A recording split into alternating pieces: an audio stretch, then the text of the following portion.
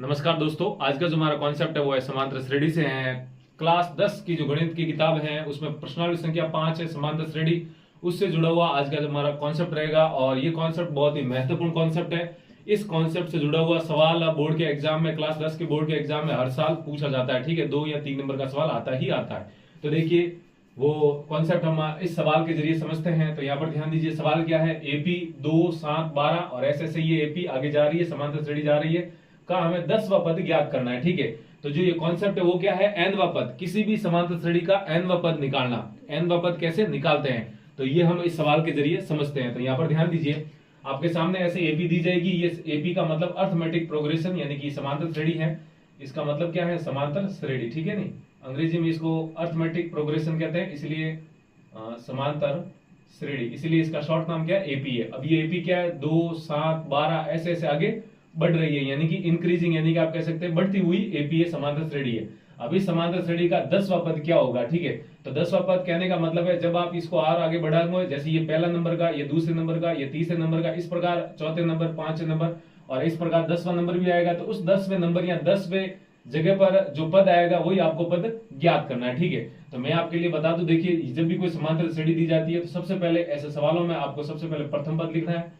प्रथम पद का मतलब पहला पद। पहला पद को यहाँ पर शॉर्ट में क्या लिखते हैं, ए लिखते हैं। देखिए या तो आप T1 से लिख दीजिए या टर्म A1, या फिर आप A1 भी लिख सकते हैं, या इसी को A1 की जगह आप A भी लिख सकते हैं। ठीक है, आपकी किताब में ए क्या लिखा गया, ए लिखा गया प्रथम पद को, तो मैंने यहाँ पर भी प्रथम पद को क्या लिख दिया, ए लिख दिया। ए बराबर, अब समांतर श्रेणी का प्रथम पद जो शुरुआत में लिखा है वही प्रथम पद है। तो यहाँ पर आप देख सकते हैं ये समांतर श्रेणी यहाँ 2 से शुरू होती है, तो यही क्या हो जाएगा आपका प्रथम पद, वो यहाँ पर लिखना है। ठीक है, इस प्रकार आप लिख देंगे। इसके बाद अब आपको सार्वअंतर ज्ञात करना है। सार्वअंतर, देखिए सार्वअंतर का मतलब क्या हुआ, सभी पदों का अंतर, और इसको शॉर्ट में कहते हैं डी, और अंग्रेजी में इसको कहते हैं कॉमन डिफरेंस। ठीक है, कॉमन डिफरेंस कहते हैं, इसीलिए उसका शॉर्ट रूप डिफरेंस का डी लिख दिया। ठीक है, सार्वअंतर का मतलब सभी पदों का अंतर। तो वो कैसे निकालते हैं, तो देखिए उसका निकालने का जो फॉर्मूला है वो क्या है, A2 माइनस A1 कर दीजिए, या फिर आप A3 माइनस A2 कर दीजिए। इस प्रकार आप किसी आगे वाले पद में से पीछे वाला पद घटाकर आप समांतर श्रेणी का सर्वांतर निकाल सकते हो। तो यहाँ पर आप देख सकते हैं A4 माइनस A3 करिए, कोई भी पद आप ऐसे आपस में घटाकर समांतर सर्वांतर निकाल सकते हैं किसी भी समांतर श्रेणी का। तो इसके लिए यहाँ पर देखिए ये A1 है, पहला A1 या A एक ही बात अभी बताया मैंने। ये इस समांतर श्रेणी का दूसरा यानी कि A2 पद है, ये इस समांतर श्रेणी का A3 यानी कि तीसरा पद, इस प्रकार आगे चौथा पद भी आएगा। ठीक है, तो देखिए यहाँ पर D कैसा आ जाएगा, A2 माइनस A1। तो यहाँ पर A2 क्या है, देखिए A2 का मान क्या है 7, तो यहाँ पर लिखेंगे 7 माइनस A1 का मान देखिए क्या है 2 है, तो यहाँ पर लिखेंगे 2। ठीक है, अब 7 माइनस 2 कितना आ जाएगा आपका 5 आ जाएगा। ठीक है, तो आप कह सकते हैं इस समांतर श्रेणी का प्रथम पद A क्या आ गया, 2 आ गया, और ये जो सार्वअंतर D आया है इस समांतर श्रेणी का वो कितना आया, 5 आया। मतलब यहाँ इस समांतर श्रेणी में प्रत्येक दो पदों के बीच का जो अंतर है वो कितना है, 5 है। तो देखिए 2 में आप 5 जोड़ेंगे तभी 7 आएगा, मतलब 2 और 7 का अंतर 5 हो गया।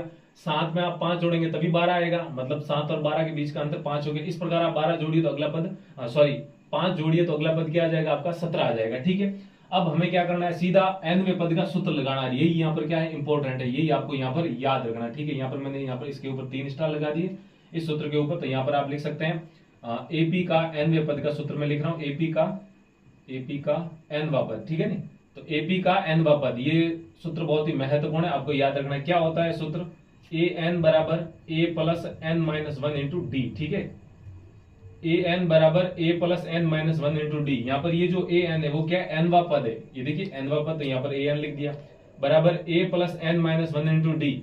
ये आपका क्या हो जाएगा, सूत्र हो जाएगा किसी भी समांतर श्रेणी के लिए nवां पद निकालने का। यहाँ पर हम क्या करेंगे, a, d और n के मान इस सूत्र में रख देंगे, और यहाँ से हमारा जो ये इस समांतर श्रेणी का जो 10वां पद है वो निकल जाएगा। ठीक है, तो यहाँ पर देखिए, यहाँ पर आप n का मान भी लिख सकते हैं। देखिए यहाँ पर n का मान भी आ जाएगा, n क्या है, कितने पद पूछा है आपको, मतलब कि कौन सा पद है। ठीक है, तो यहाँ पर nवां पद देखिए n है, तो यहाँ पर आप देख सकते हैं कौन सा पद आपसे पूछा है, 10वां पद, यानी कि n की जगह आप क्या रखना है, आपको 10 रखना है। ठीक है, 10वां पद है नहीं, यही n है, n का मतलब कितने नंबर का या कौन सा वा पद, तो यहाँ पर क्या है 10वां पद है, तो n का मान क्या हो जाएगा 10 हो जाएगा।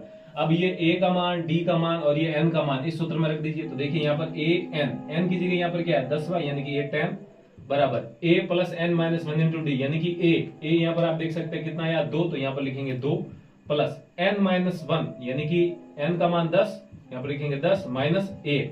और डी यहाँ पर गुणा में है और डी का मान अभी हमने निकाला, सार्वंतर कितना आया था 5, तो यहाँ पर रख देंगे 5। ठीक है, अब इस समीकरण को हम सॉल्व कर देंगे। तो अब इस समीकरण को सॉल्व करते हैं, तो यहाँ पर ध्यान दीजिए a 10 यानी कि a 10 बराबर 2 प्लस 10 माइनस 1, 10 माइनस 1 कितना हो जाएगा 9, और गुणा में क्या आ जाएगा आपका 5 आ जाएगा। ठीक है, अब इसको हम सॉल्व कर लेते हैं। तो यहाँ पर देखिए आगे सॉल्व करते हैं, तो a 10 बराबर 2 प्लस, अब ये आगे क्या है गुणा है, तो गुणा कर लेते हैं, 9 गुणा 5, 9 गुणा 5 कितना हो जाएगा आपका 45, और फिर यहाँ से a 10 2 प्लस 45 कितना हो जाएगा 47। ठीक है, और यही आपका क्या हो जाएगा आंसर हो जाएगा। ठीक है, हमें सवाल में पूछा क्या था 10वां पद पूछा था, तो यहाँ पर देख सकते हैं आप, ये 10वां पद क्या आ जाएगा इस समान श्रेणी का 47 आ जाएगा। मतलब कहने का मतलब है जब ये जो सार्वंतर है, जैसे 2 में 5 जोड़ा तो 7 आया, 7 में 5 जोड़ा तो 12 आया, 12 में 5 जोड़ेंगे तो 17, फिर 5 जोड़ेंगे 22, फिर ऐसे ऐसे जोड़ते जाइए, और 10वें नंबर पर जो पद आएगा वो क्या आएगा आपका 47 आएगा। ठीक है, तो इस प्रकार आपको किसी भी समांतर श्रेणी, यहाँ पर कोई भी समांतर श्रेणी दी जाती है, चाहे वो ऐसे दी जाए या फिर चाहे वो किसी भी तरह से दी जाए, तो उसका nवां पद निकालने के लिए आपको हमेशा इसी सूत्र का प्रयोग करना है। ठीक है, ये सूत्र बहुत ही इंपॉर्टेंट है, ध्यान रखना। nवें पद का सूत्र है समान श्रेणी का क्या है, an बराबर a plus n minus 1 into D है। इसके जरिए आप किसी भी समांतर श्रेणी का कोई सा भी यहाँ कितने में नंबर का पद आप निकाल सकते हैं। ठीक है, तो आई होप आपको ये समझ में आया होगा। यदि समझ में आया तो वीडियो को लाइक कीजिए, और अभी तक चैनल को सब्सक्राइब नहीं किया है तो वीडियो को नीचे वाला जो लाल बटन है उसको दबा दीजिए, उसके पास वाली घंटी भी दबा दीजिए। ठीक है, तो आज के लिए इतना ही रखते हैं, जल्दी मिलते हैं हम ऐसी एक और बेसिक कॉन्सेप्ट से जुड़ी वीडियो के साथ।